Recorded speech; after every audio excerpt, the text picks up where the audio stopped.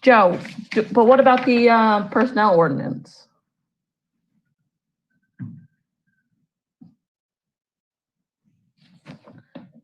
It says that it has to get amended. Yeah, there's just an amendment because we struck out one of the positions that should have been struck out. So you just move to adopt the ordinance on second reading, move to amend it, and all the amendment is just a strikeout of one of the the controller. positions. A cleanup, as it were. Okay.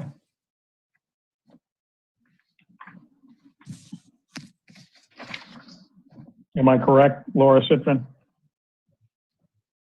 Yes, thank you.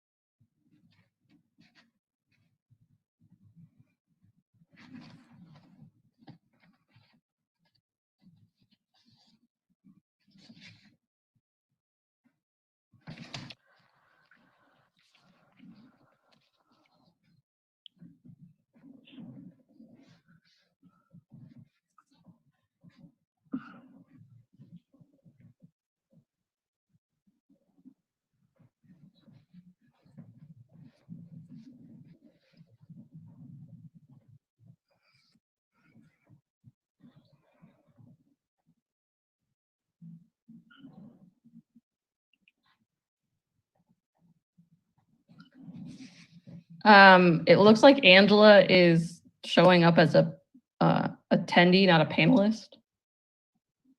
All right.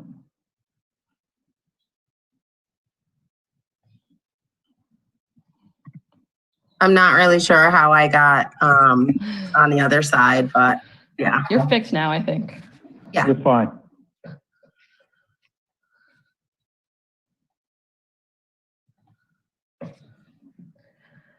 I think we're only missing Justin. Oh, okay. What are you guys looking at? Are you looking at the big screen with today's meeting will start soon? Yes.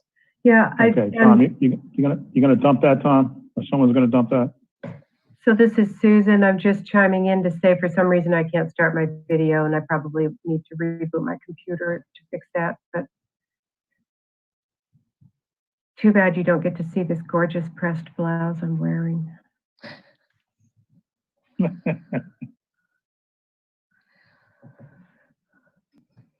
All right, well, I don't know where Justin is, so we'll just get started. Tom, are we ready to go? We are also. Hey, Tom, can you resend to Justin the sign-in information, please? His panelist information? Will do.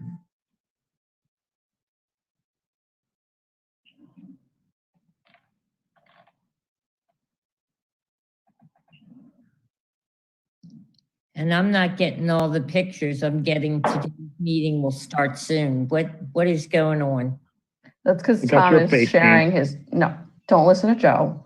It's not, it's not your fault, Jean. It's because Tom is sharing his screen. Oh, okay. But I mean, Okay, when in right, doubt, good. I think we know not to listen to Joe.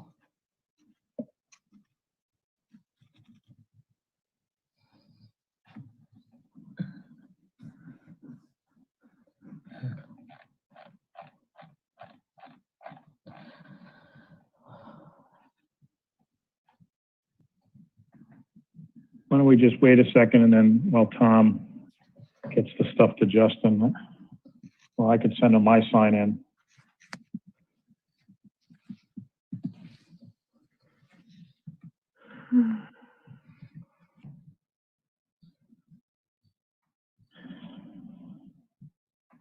All right. there? Yeah, he's here now. He's just connecting. Okay. All right. Madam Clerk, can you please call the roll? Jamie Bova, Here. Lynn Underwood Segley. Here. Catherine E. Leonard. Angela McCalla, Here. Justin S. McLaughlin, Here. Jean Marie Napolitano, Here. Susan D. Taylor. Here. There is a quorum present, Madam Chair. Please rise for the Pledge of Allegiance. I pledge allegiance to the flag of the United States of America and to the republic for which it stands, one nation, Under under God, God, indivisible, indivisible, with liberty and liberty and justice for all. justice for all. Nation, Under under God, God, indivisible, indivisible. with the first thing that we have on the Madam Chair, Councilor I'd like to- McLaughlin. I'd like to ask the council to suspend its rules for the purpose of adding an additional item to this docket dealing with the resumption of in-person city council meetings. And I think I provided a copy of it to everybody in the council, and the city manager and the clerk both have it.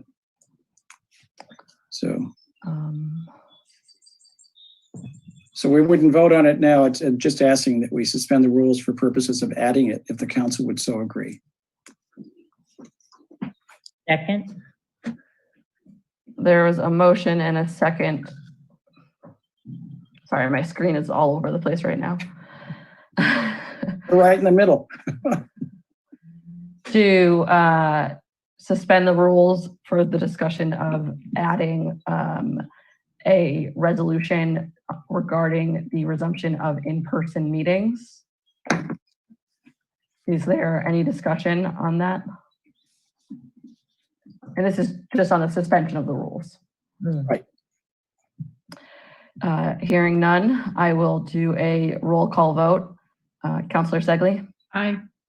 Councilor Leonard? No. Councilor McCalla? I guess. Councilor McLaughlin? If I'm here, yep, aye. Councilor Napolitano? Aye. Councilor Taylor? Nay. Mayor Bova? Aye. The motion passes 5-2. Do we also have, did that motion, just for my own clarity, encompass both the suspension of the rules and the motion to approve the resolution? I think it was just the suspension of the rules, not approve to add it is what I meant. I'm sorry. So, or do we have to vote again to add the resolution? Chris, I'm looking at you. And he's whispering. Yeah, I thought I heard it was a motion to suspend the rules and to add that item. That's what I thought. I just wanted to make sure. Yeah, I apologize. I forget that you can't see where I'm looking. Okay, so now we have the item in front of us, which is, well, now we have added the item in front of us, which is a resolution concerning the resumption of in-person meetings. Madam Chair, I didn't mean that we would take this up immediately. I thought it would just be Okay. added at the end of the docket. If you Okay, want we to can take add up. it to the end then. What- Yeah, so then the first thing we have on the docket is the ordinance appropriating revenues for the proposed FY21 budget, and this is the second reading. I make a motion that we approve. Second. Motion to Okay, approve Leonard, with a okay. second by Councilor Leonard. Thank you, Councilor Leonard. Is there discussion on the council?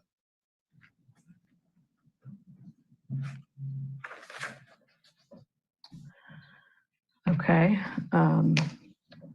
Hearing none, I'm just going to personally make a short statement and then I'll do a roll call vote. I just wanted to reiterate that I don't think that this budget is reflective of our community values, and so that's why I'm choosing not to support it at this time. And so I will do the roll call vote. Councillor Segley. Aye. Councillor Leonard. Aye. Councillor McCalla. Nay. Councillor McLaughlin. Aye. Councillor Napolitano. Aye. Councillor Taylor. Aye. Mayor Bova, nay. The motion passes 5-2.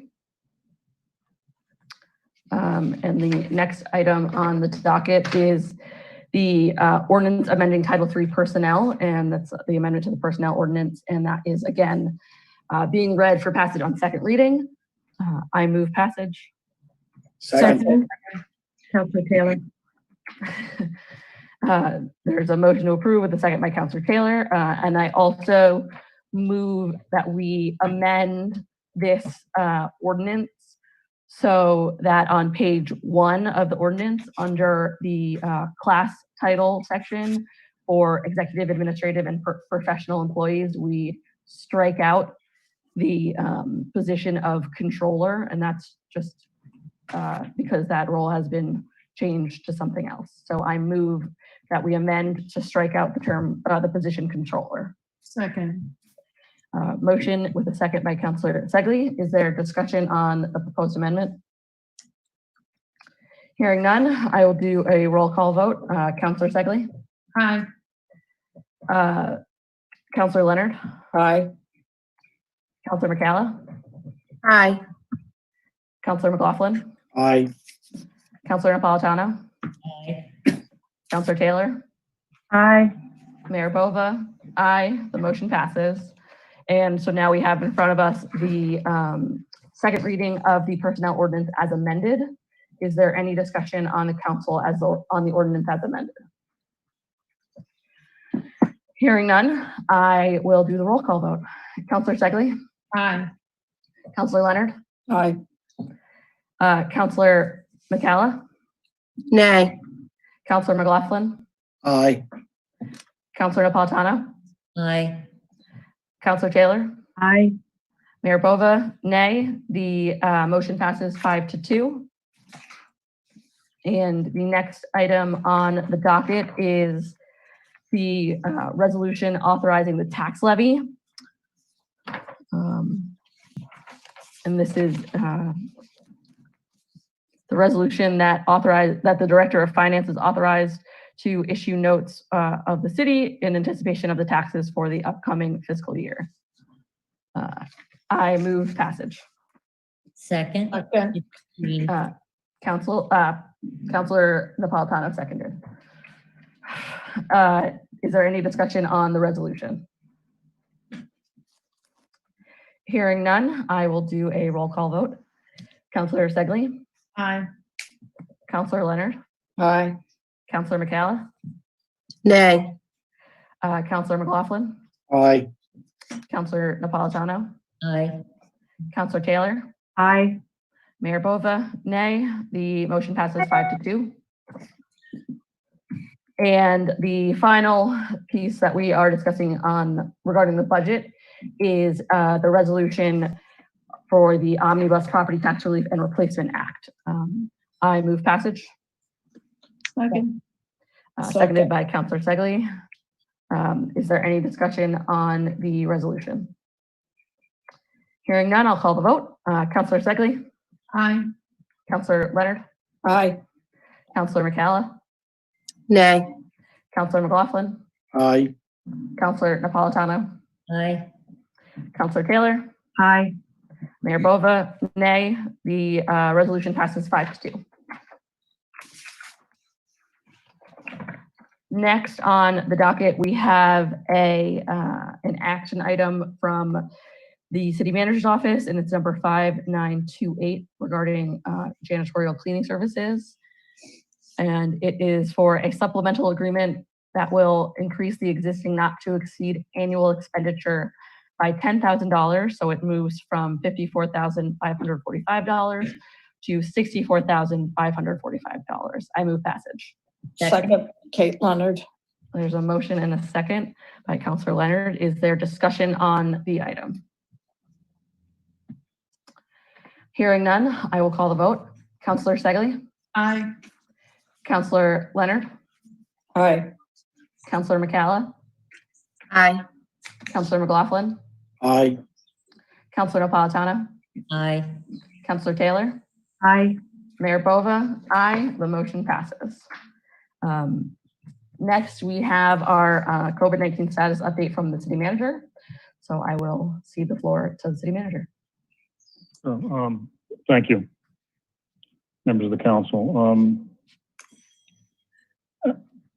We made a collective decision to go to bi-weekly COVID update meetings, and I appreciate that.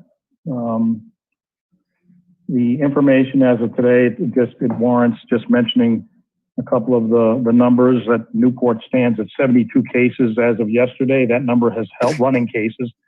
That number is held for a week. I think it'll be telling where we are next Monday, and when they update the local information, just to see where we are. It'll be interesting. You'll know as soon as I know, and let's just hope that we stay where we are. The most important metric is the number of hospitalizations. Yesterday they were 127. Today they're 129. Again, next Monday at this time, when I check in with you some way through email or otherwise, it'll be interesting to see where they are. And I use next Monday as a cogent date, just because that's when around about we're at the 2 week and 2.5 week or the tail end, if you will, of phase 2. Right now, the governor does anticipate going to phase 3, whatever those details will be, on or about July 1st. And so we'll just keep our fingers crossed. We're currently, as you know, in phase 2, so-called, which has a number of different attributes. The most important attribute, I think, is allowing restaurant, or one of the most important, is allowing restaurants to go to 50% indoor capacity. There's a lot of other little details of it. I know one of the things that Angela was most interested in was the summer camps, and I'm going to ask Tom Shevlin at this time, if you can, just exhibit one or two of the brochures that our recreation department has created for summer camps. They're pretty good, and I would say excellent, and there is a link on our website, or will be, to all the various activities and camps that we're having. But we're going full bore ahead with the camps within the context of any restrictions that we have. But the staff has done a nice job with exhibiting these brochures. And Tom, if you could just maybe screen share maybe one or two of these, because I think that they're very nicely done, if you're there. And maybe you can't do it, despite our talking about it. While we're waiting for him, I have a question. There you go. Go ahead, Angela. Oh, there. There we are. That's actually the whoops. That's actually the web page. But be that as it may, if you notice, there's a oh, there we are. So I just think these are just so well done that I kind of want to brag about them. What they Picked out the Taylor Swift quote. Yeah, you like that. That's your vintage, Jamie. Was that you, Joe? Yeah, I came up with that. Yeah, I'm a big fan. But it's the details don't matter, but it's really the product that they came up with. And one of the things I came across this morning is that you can see there's a tennis camp, there's a theater camp, there's a soccer camp, and you're going so fast I can't really see it, Tom. But you can just back up, a dance camp, back up just a little bit more on your screen, Tom. Babysitting courses, and just a general camp as well. So again, the staff has done a summer day camp for children K through 8, and then those specialty camps. So it's all very well done. So Angela, you had a question? Yeah, in relation to, well, actually, I had a couple of questions, but in relation to the website, so now that it's up, have people already, are those courses or are they already full? Because I know that there's, you know, families that are struggling to get their kids into daycare or that. No idea, though those brochures were sent out, I believe, today by the school department to their to all of their through their contact base. And as for whether they're filled up yet, I don't know. You know, I couldn't tell you. I'll have to get that information from our recreation administrator as to whether they've, you know, in the last 2 weeks. I think we had this conversation that or announcement, if you will, that we were able to pull this off 2 weeks ago. And I actually wasn't aware that we had the breadth of camps, that the tennis camp and the babysitting camp and the dance camp. So it's pretty good. It's a credit to the staff.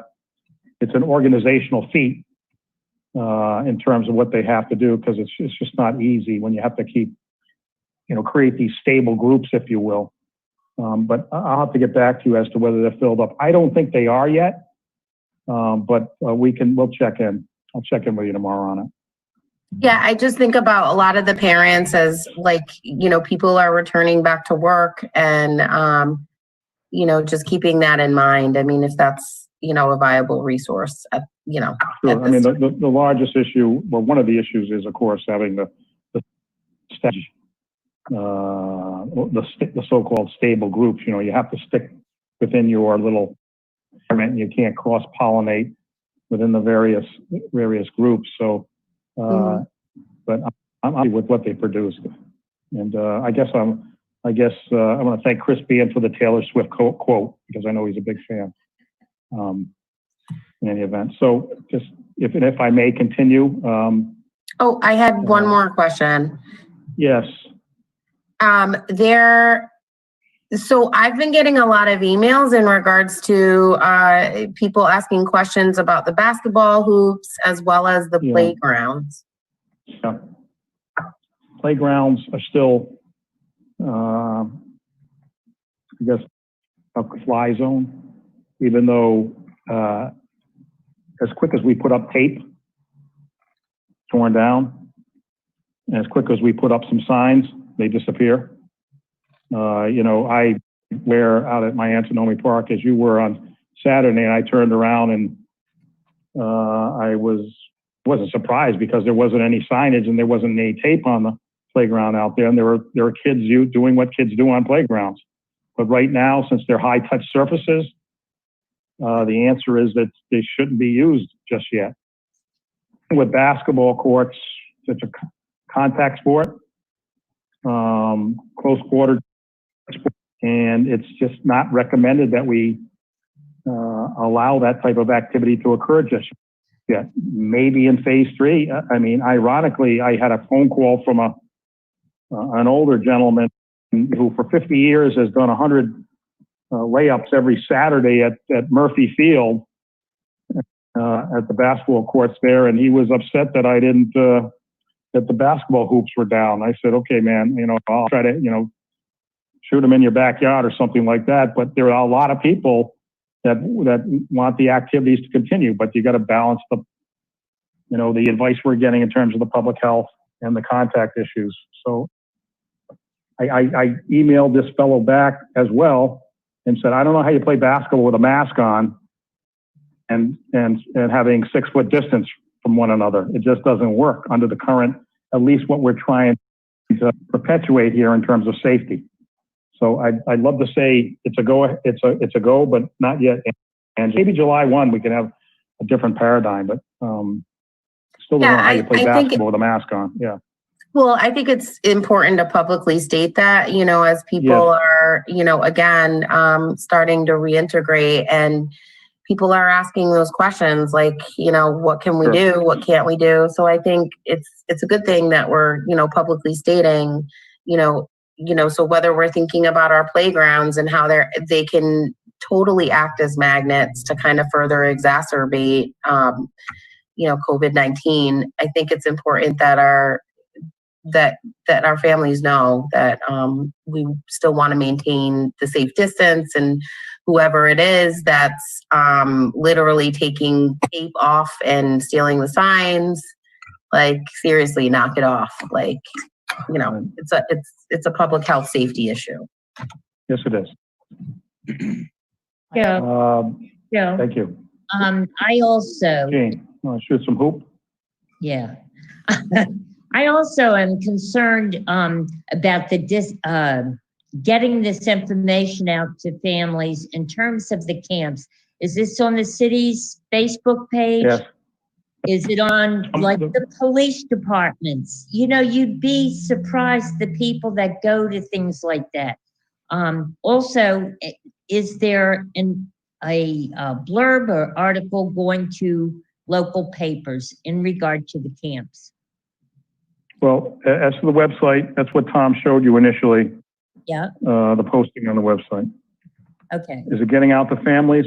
I got the information from the school department, and they have a very massive network of families. So I can probably safely say that it's getting out to families. Yeah. Did we publicize it in a press release? I think we did, but not to the extent of those brochures. Yeah. So we can send out, and then I'll cross-reference with the question that Angela asked about where are we with the number of children in those camps. Yeah. All right. I'll get that information to you tomorrow. Thank you.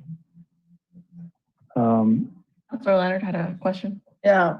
Now that we're talking about COVID and safety, one of the issues that has come up over and over in the past 2 weeks is Reject Beach and the number of people who are not wearing masks and are sitting side by side, and it's a public health issue, and I wonder what the city's going to do about that. Well, let me tell you what. Let me tell you something. I'll give you my thoughts, because let's use Easton's Beach as an example first. You come down the beach as you crest the hill, and you look towards the beach on a Saturday or Sunday. It looks like a mass of people, a gaggle of people. When you actually get down there at ground level and walk the beach, like I have a number of times, I'm actually impressed with the distancing that people are practicing. Of course, one of the issues here going forward is, the number of people that are allowed now to congregate versus the 5 or 10 that were easily discerned is difficult to discern. It's difficult to force these tasks. It's difficult to police these tasks. As for rejects, you gave me all the complaints I could handle, Kate, in the last 2 weekends about it. All I can tell you is we have a security company that was supposed to start to enforce beach rules starting the weekend of the 26th. And if I have it correctly, I've been able to get them to move up their obligations up to this weekend, starting this weekend on Thursday. That's for rejects. Well, it's so packed, and I've sent you photos, and there are no lifeguards, no toilets. I mean, I don't want to see any liability issues. Well, I don't think there's a liability issue, because everyone's on notice of the problems. And we're going to talk about masks in a few minutes. We're going to talk about social distancing in a few minutes. Maybe we should wait, but these are difficult issues. I mean, I hate to use enforcement with a big E. Last couple of weekends, our police department was fully ensconced in other duties. And I'm not so sure the police department should be the agency that is attempting to enforce these type of edicts. All we can do is we have a local order. We have the governor espousing what she has been espousing as of late yesterday on masks, which is, I think, a little bit contradictory to what we would like to see. And that becomes a management issue in and of itself. All I can say is the ancillary issues that you're concerned about, any public drinking, anything like that, we will enforce those with the police department. For social distancing things, we will urge that. We will urge the wearing of masks. And I think that's the best we can do. Well, the thing about that is, I'm sorry? the thing about it is, I think, I know, I have the deed. The deed for that says the beach, the easement for the beach was given to the people of Newport. So Right. I don't think it's really so much of a public beach as a Newporter's beach and everybody who's in town is welcome to use it as a Newporter. Well, those issues are policy issues that if you want to narrow the use of that beach, those are policy issues that should be codified in a resolution, and the council should debate the resolution. Yep. And give the administration direction as to where the administration should go with it. Okay, thank you. Joe, before we move off the beach conversation, I wanted Yes. to ask about at First Beach, if we had gotten resident-only passes going. I know that we talked about it and I sort of Yes. lost the bubble. Yes.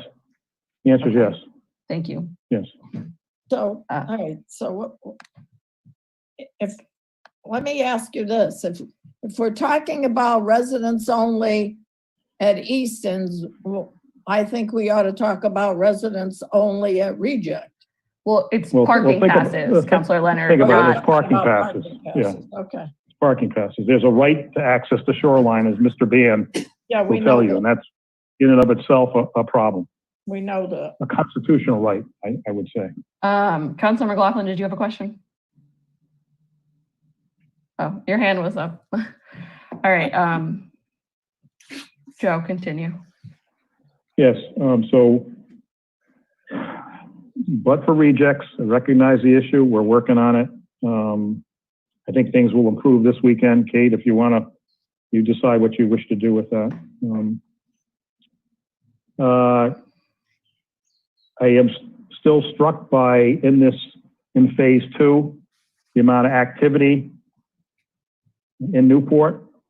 The restaurant business in and of itself, my anecdotal observation, they seem to be doing very well. It's a good thing for us, good thing for them. And that parlays into how busy things are downtown on a Saturday in Newport. This weekend we had 3 volunteer tables out with plenty of signage about masks. We have some nice sandwich board and plenty of banners that are out there. Perhaps you've seen some of them around town. We passed out 600 plus masks to people. The interesting thing about it is everyone has a mask. There's no question about that. It's the question of it's getting them to wear it.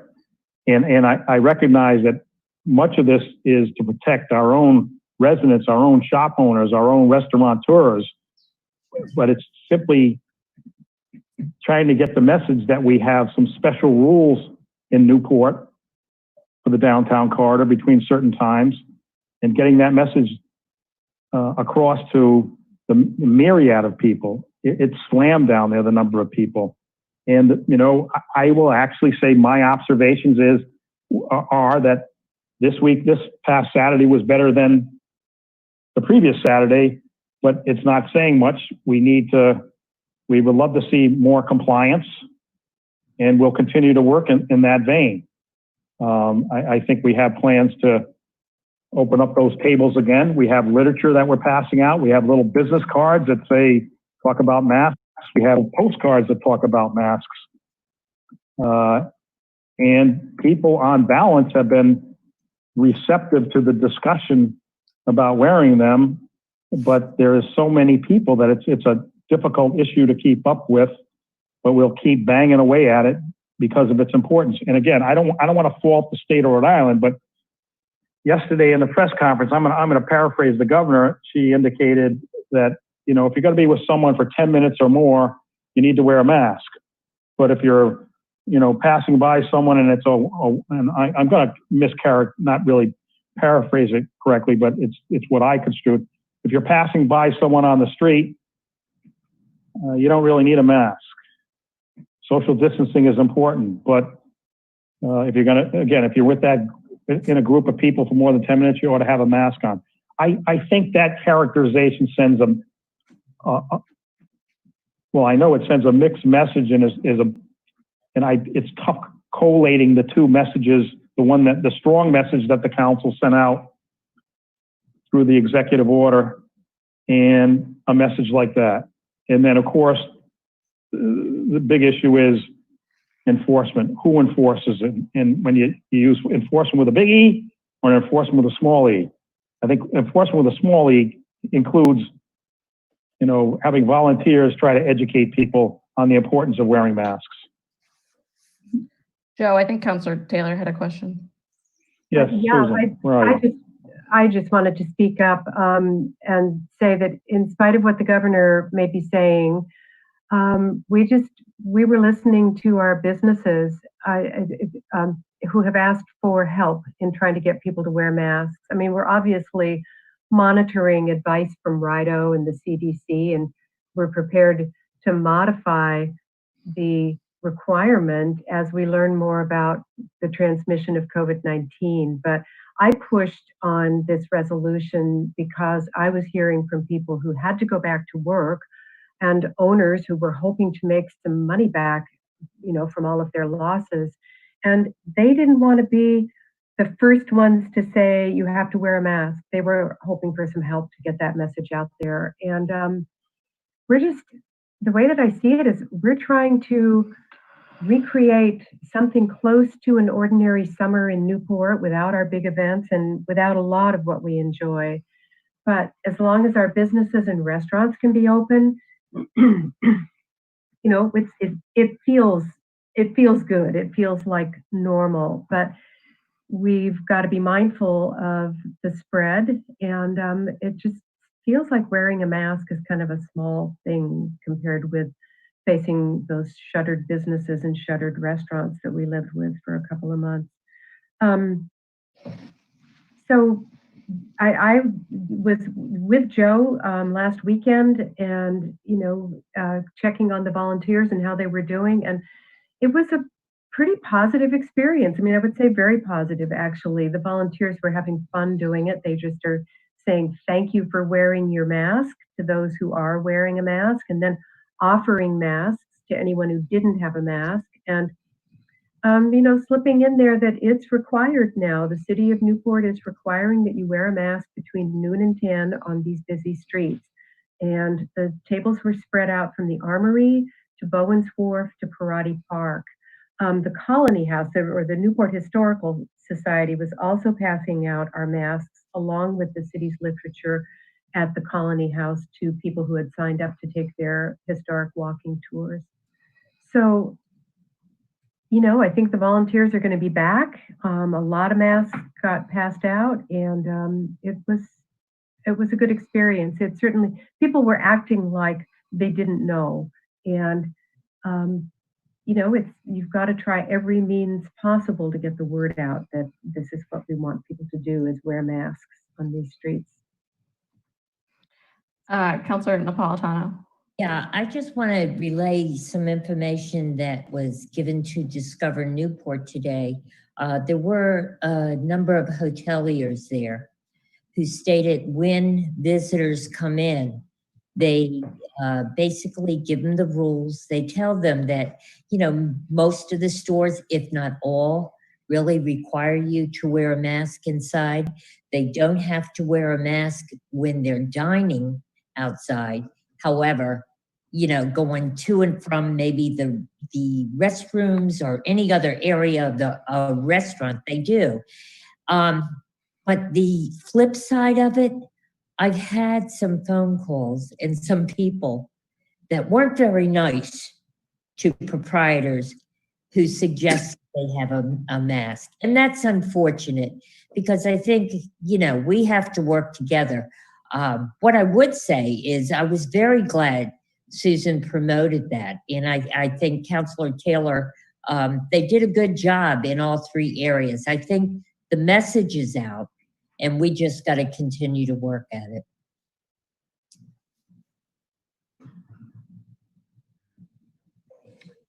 Joe, did you have anything else? No, I wanted to mention,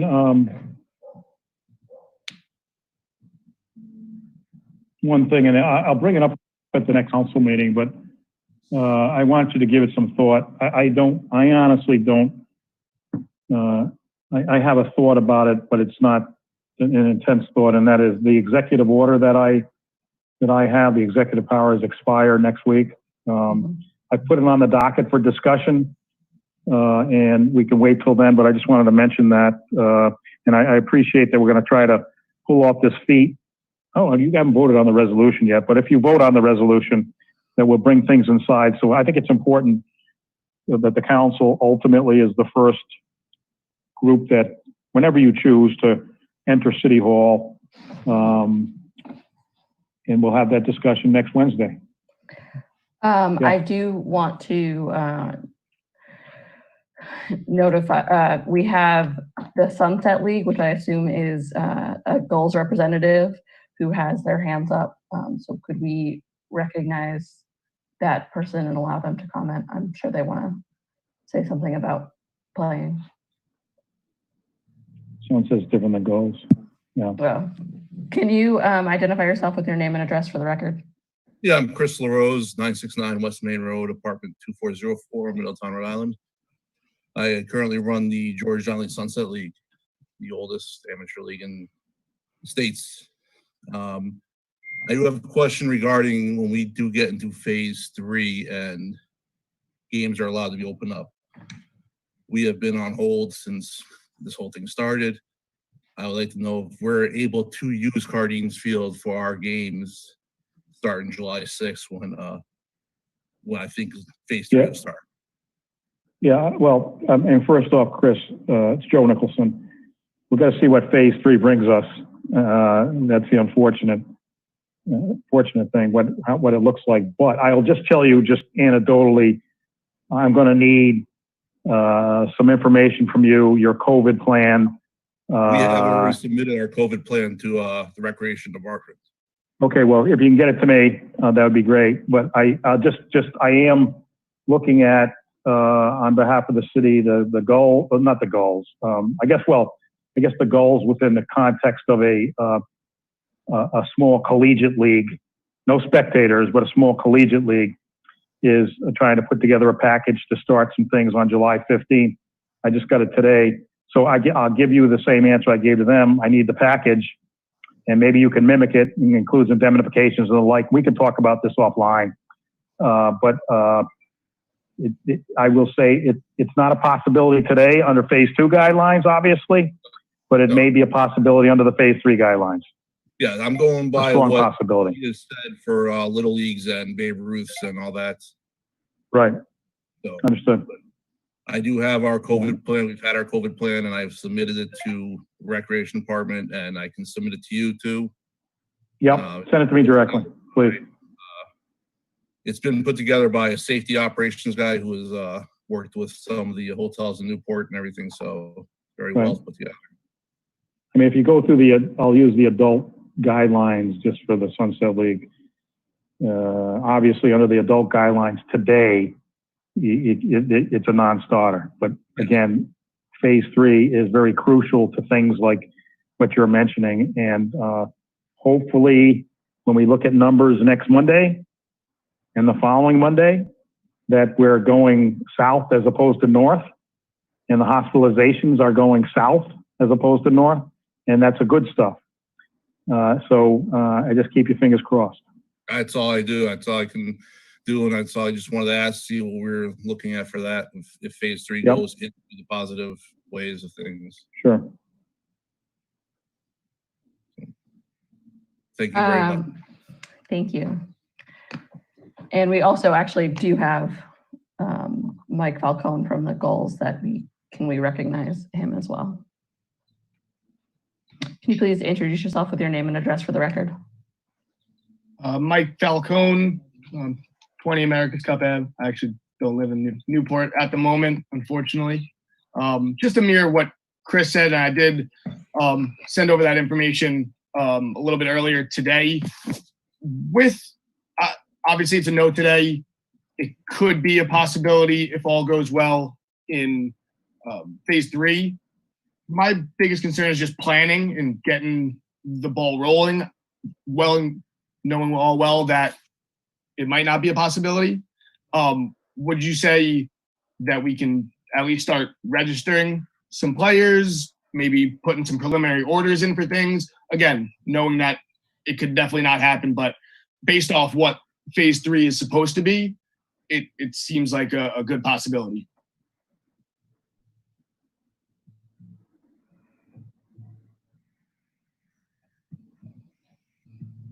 Am I muted? Am I? No, Joe is muted and he's talking. Thanks, Jamie. Oh, sorry about that. No problem. I mean, I don't want to sound facetious, but it's a good possibility, but no guarantees. Yeah. I don't want to tell you what to do in terms of that. And I do think, honestly, what I told the council a few minutes ago is I do think this is a crucial week and a half. We'll call it crucial week and a half. And no different than what I told Chris is that you just got to keep an eye on these numbers.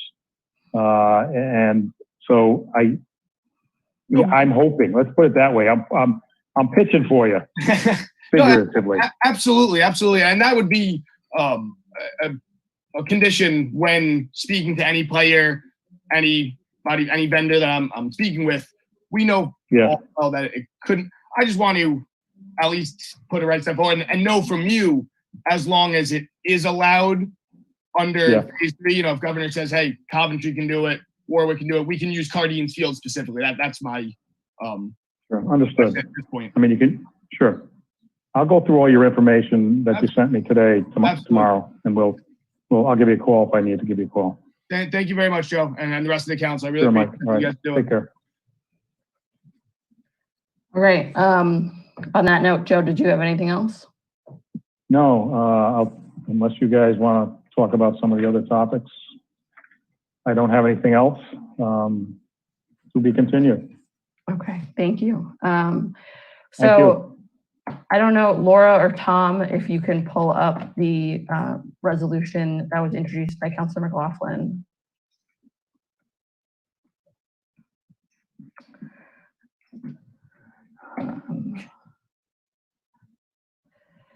So I will move passage for the basis of discussion. Well, I'll second that. Seconded by Councilor McLaughlin. Is there discussion on the council?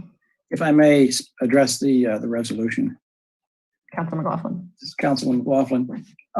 As I said in the email that I sent earlier today, I was somewhat motivated to do this because I found myself watching last night's Middletown Town Council meeting, which was their first in-person meeting. But I thought it was very well done, and it provided a paradigm for how it might be done. And I've captured that in what's in the resolve here. And I'll just, for the benefit of everyone who can't see it, it's just that City Council will resume in-person meetings in City Hall with its June 24th, 2020 meeting in accordance with the following rules. In-person participation will be restricted to members of the City Council, the City Manager, City Clerk, City Solicitor, IT, videographer, and other city staff as designated by the City Manager to facilitate the meeting such that at no time more than 15 people are present in council chambers. Participants in the meeting will be required to maintain social distancing to the greatest extent possible and will be required to wear a mask when social distancing is not possible. The meeting will be made available to the public in real time, and members of the public will be allowed to participate remotely to the extent allowed by council rules. And I beg your indulgence to change the spelling of the word extent to E-X-T-E-N-T and not E-X-T-E-N-D. We, of course, stopped meeting because of all of the governor's executive orders, which I cited. But the relaxation of that started in early June, and I guess I look at all of the activity in the community and think that if we can have hundreds of people wandering around Thames Street and the people enjoying our bars and restaurants, that maybe we can find the wherewithal to meet in public again, which I think is in the best interest of the council and in the public. I would say that if we adopt this resolution, I would ask the city clerk to reach out to the clerk of Middletown and get more information from her as to how they've done it. They stream their meetings on Facebook. We do ours on Granicus. They continue to use Zoom to facilitate public participation in the meeting, and I saw that happen during their meeting last night. So I don't think we're going to lose anything with respect to the public's participation. I wish we could have the public come back and participate at this time, but we're not there yet. We're not there until we get into phase 3 or phase 4 under the governor's restrictions. The only thing that's not mentioned in this, which I would state, is that there's no requirement that a council person participate in this way if they do not feel comfortable to do it. I mean, if the bottom line is the council doesn't feel comfortable doing it, that's their decision. I'm just going to pull age and health conditions. I'm 76 and I got type A blood. COVID-19 is not something I'm looking for, but I think we can do this without unduly placing ourselves at risk and in the interest of, doing things in front of the public. So I ask the council's support of this resolution, and I invite any suggestions or amendments to it that will, make it better or address something that I failed to address. Thank you, Councilor McLaughlin. I'll say I certainly have hesitations. I'm not outright opposed, but I think that there's a lot of questions remaining on how we would actually execute this. That I would want to make sure that we have clarity on and clear instructions for all of the council, but also all of the public before we approve the first in-person meeting. Because my questions are, how do we have people comment? How are we gonna share those instructions with the public to try to get them out as widely as possible? Who will be monitoring the public comment? Will that be the clerk or the communications officer? How will we broadcast the meetings? And do we have the technology in the chambers to allow us to do this? I'm not saying that those aren't answerable questions, but those are all my concerns before we would move forward on this. If I may just address some of those. The Middletown clerk addresses, I think, almost all of those procedural issues in the preamble to the council docket. So it's set out how things would be done. I think from a practical standpoint, it wouldn't be much different than what we're doing today. The public would still be participating remotely. There'd be a screen set up in the council chambers with a Zoom screen on it, and we'd see who was out there that wanted to participate. It's just that we would be sitting in the same room together. I leave it to the city manager to suggest that the challenges can't be worked out in a few days as opposed to weeks. Councilor McCalla. This is Councilor Angela McCalla. I think I share the same sentiments as Jamie in terms of, I think I would feel more comfortable in regards to finding out what the plan was to actually conduct a council meeting before actually going to the council meeting. And yeah, I'm not feeling like I was open. While I support you, Justin, in terms of supported you in regards for an explanation and to be allowed to, kind of have this conversation. I I'm not necessarily comfortable with navigating through the unknown at this time.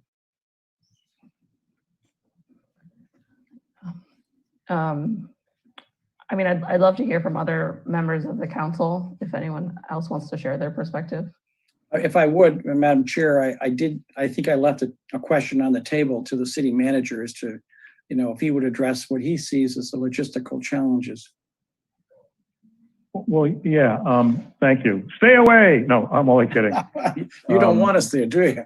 No, I would prefer, we need to try to normalize things. We started looking at it already.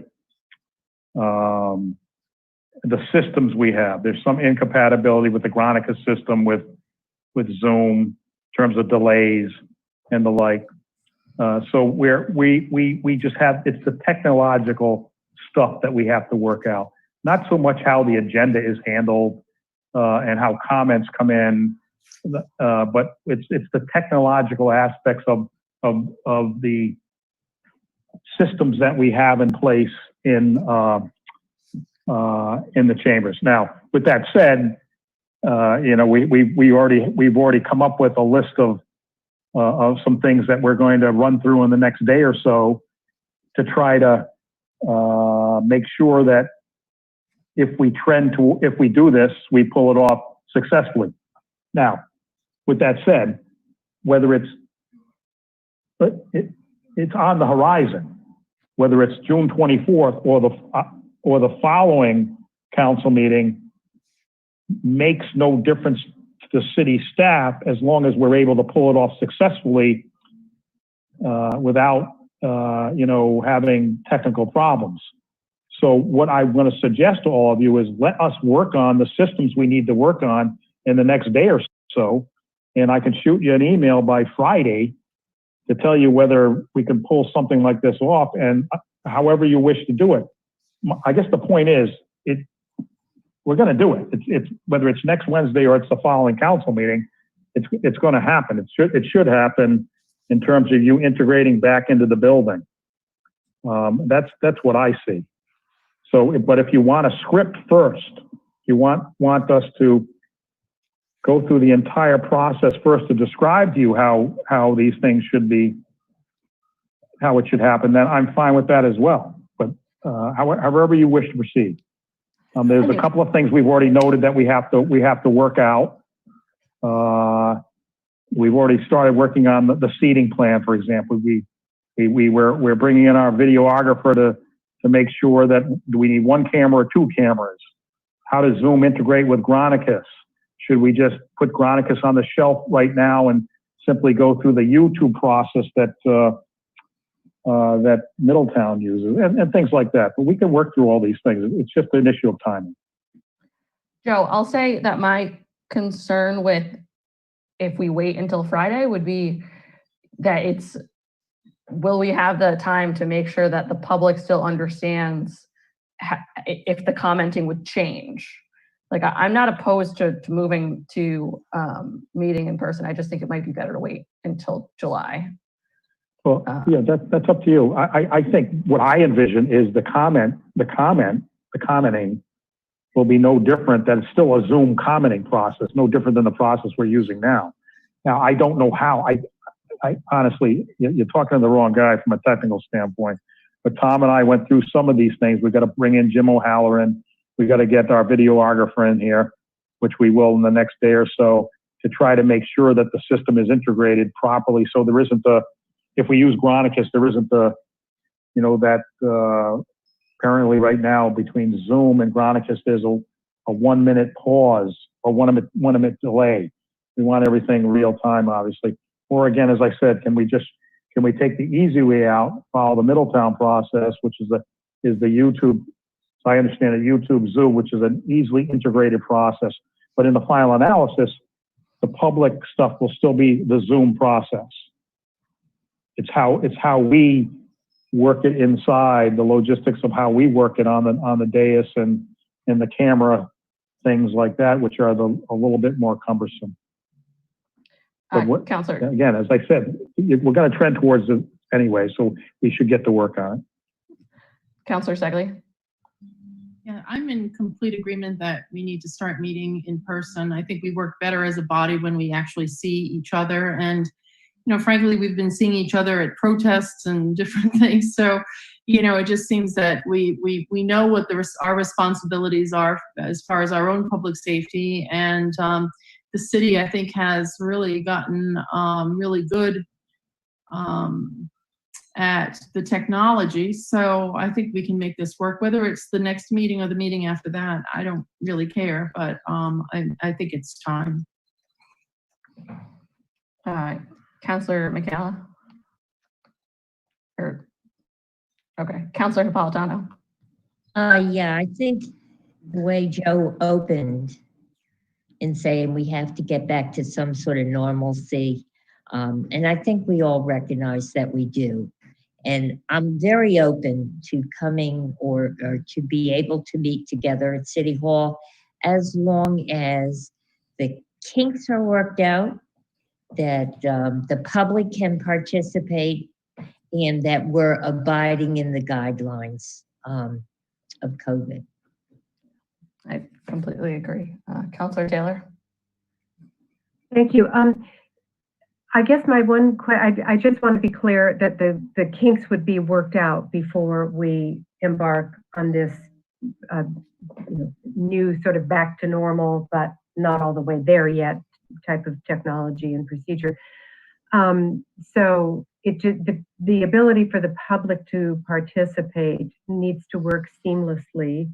And I'm a little confused because I thought I understood Councilor McLaughlin to say that as individual councilors, we are not required to go to City Hall if we feel that if that doesn't meet our comfort level.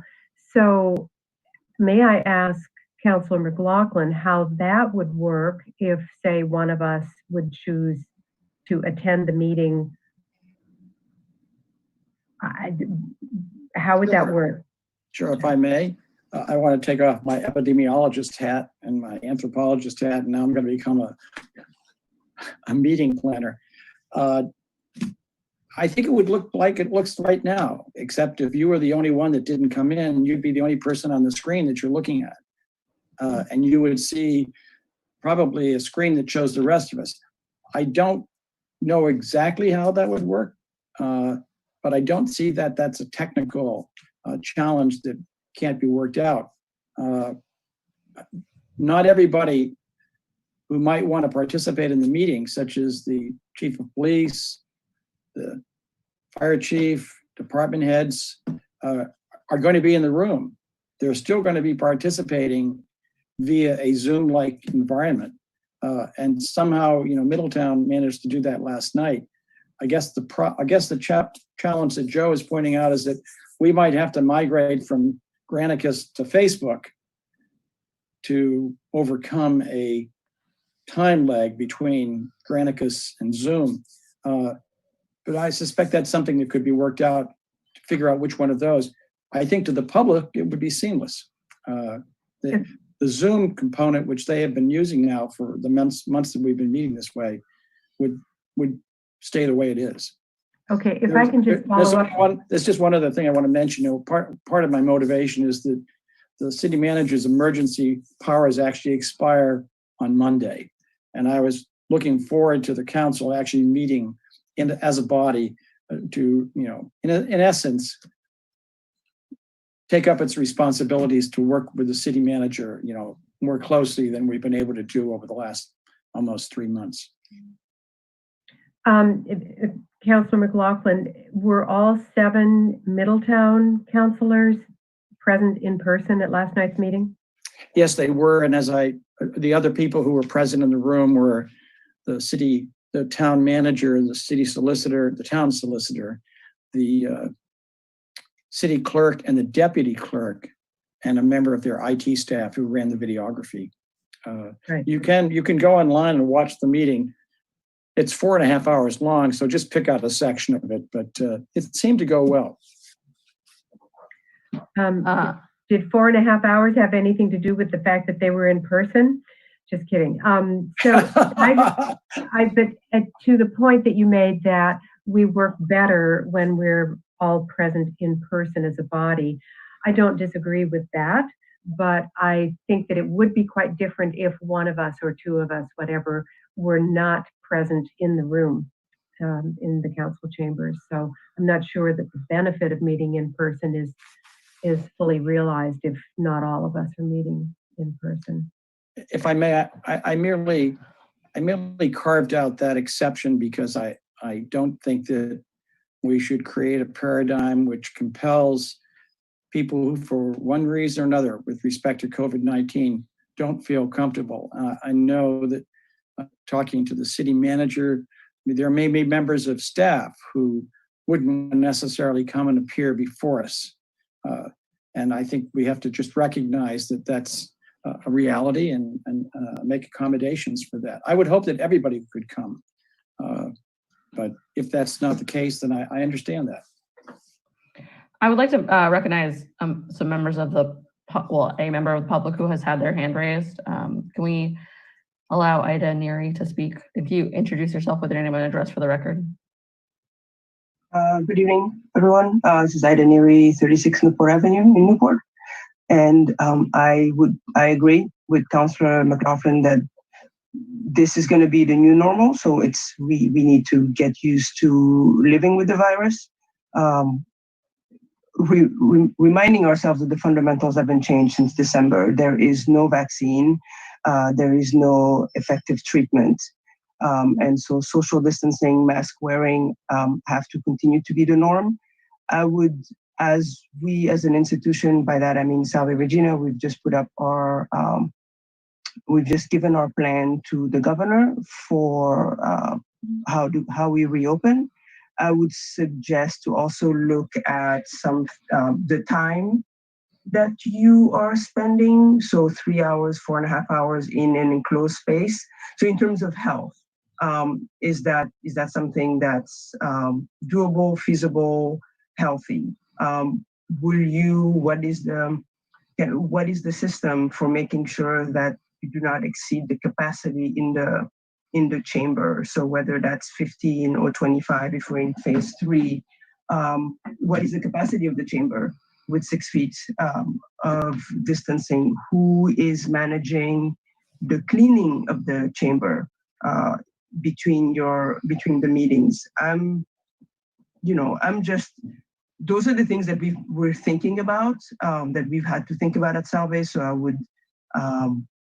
I would just, if you have not already thought about those things, I would suggest or just offer that you wanna look at those things. Same thing with speaking and talking.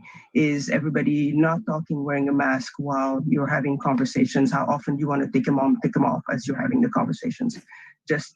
So those are just things that we've had to think about as we develop the plan for reopening Salve in the fall. So I'd encourage that you would have those same conversations, because it's not always just about technology. It's about the bodies in the space as we resume meetings, which we'll be doing the same thing, because we are going to live with the virus for a long time. So that's it. So that's just what I wanted to say. It's just that it's not always technological. It's also physical about how we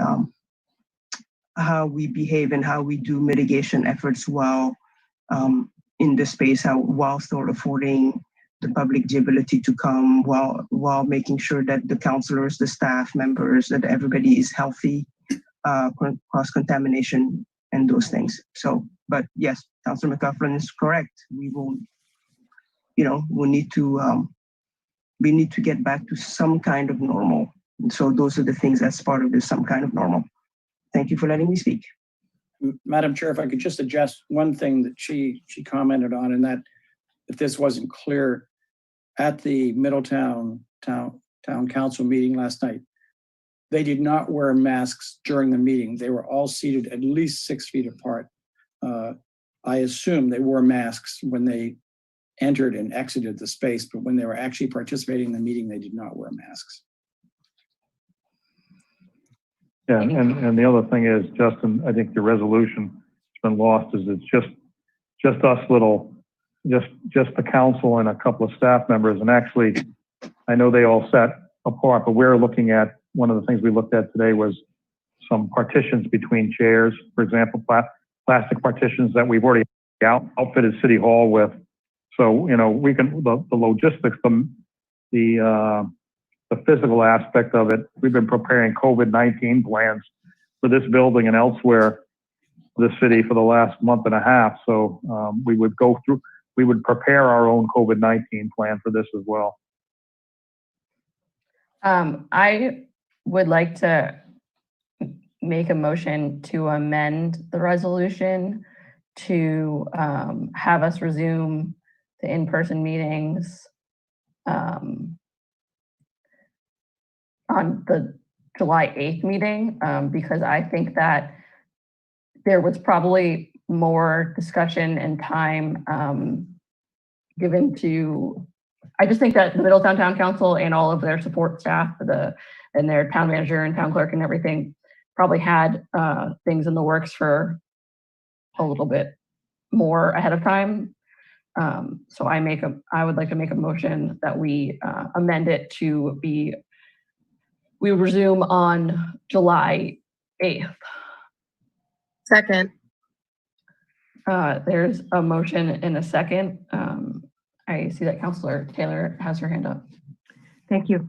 I am thinking about the guidance from RIDO and CDC about the transmission within closed spaces. And that's one reason that our restaurants are going to outdoor seating. And there's a distinction that is beginning to be drawn between the indoor spaces and the outdoor spaces.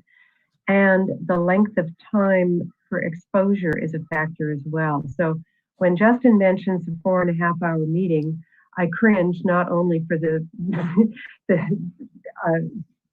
sheer length of time, but also because of the amount of time that we would be exposed to each other's breath. And I know that this information is being, developed as we speak, and I just am trying to stay on top of the epidemiological thinking, but I do have a concern about having 15 people in even the council chambers with their high ceilings. I think droplets tend to drop rather than rise in the air. And even if we are distanced, that I would like to think that we would consider perhaps a time limit on our meetings. I promise to leave after the first 90 minutes.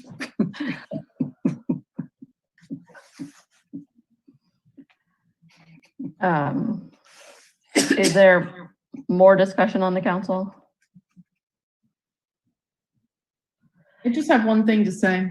Councilor Segley? Sorry. I was kind of surprised actually when Councilor McLaughlin said that the Middletown Town Council members were not wearing masks. I mean, I'm not sure that is something that we should do. I think if we do meet in person, I think that we should be wearing masks. Yeah, I don't disagree. So I'm going to call a roll call vote for the proposed amendment, which would change it so that the first in-person meeting that we hold is on July 8th. Councilor Segley. Aye. Councilor Leonard.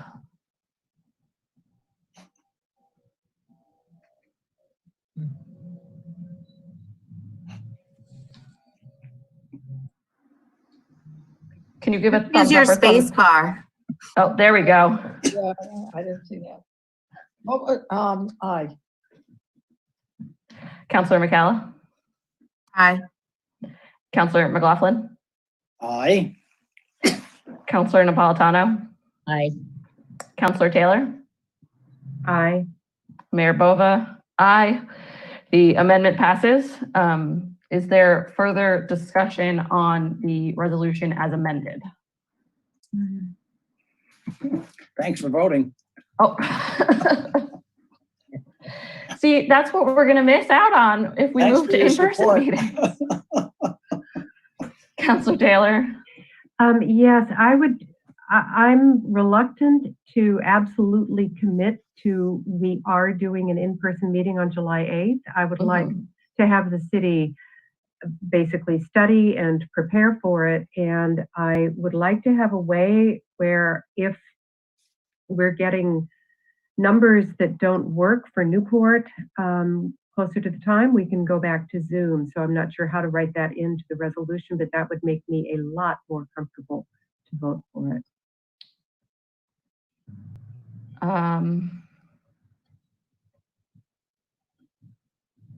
You have any suggestions, Chris?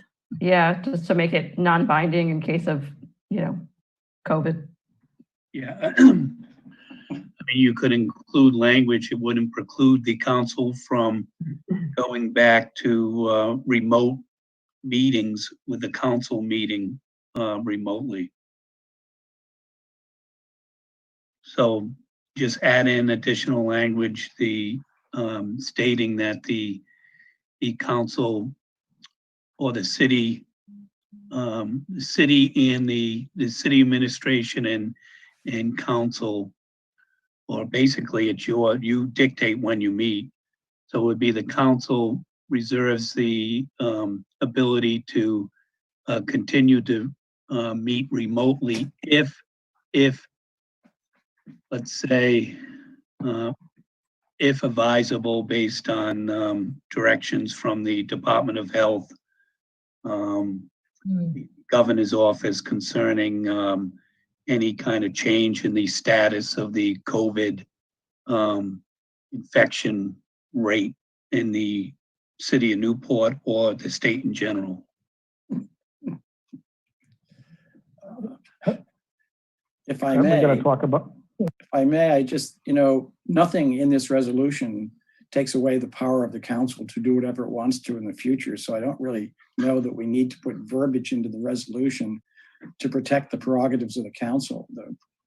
The prerogatives and permissions of the council are in no way limited by this. It just says this is what we would do. And if we choose not to do it, we just choose not to do it. I don't know that we have to protect that right to do something different in the future. But that is true. You just file another resolution. Another resolution. And we could just do it like we did today, just add it to a meeting and that's the end of that. Anyway. I do want to recognize Councilor Leonard. I just want to say that the resolution as Councilor McLaughlin wrote, was that people on the council are not comfortable, they would continue with the Zoom. All right, if there's no further discussion, I will call the vote. So I'm going to proceed with the roll call vote. Councilor Segley. Jamie, is this a vote for Councilor Taylor's amendment or the resolution as a whole? The resolution as a whole, I don't know that.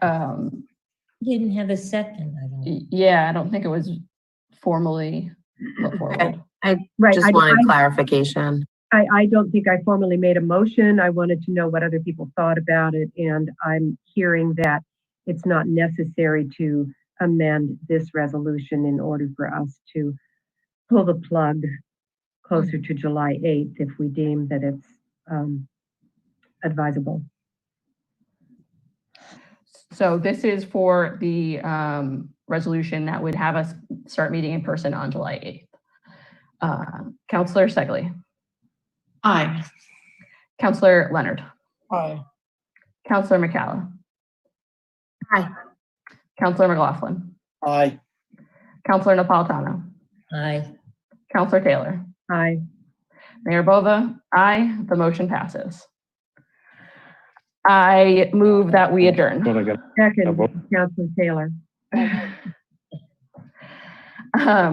Councilor Segley, how do you vote? Aye. Councilor Leonard.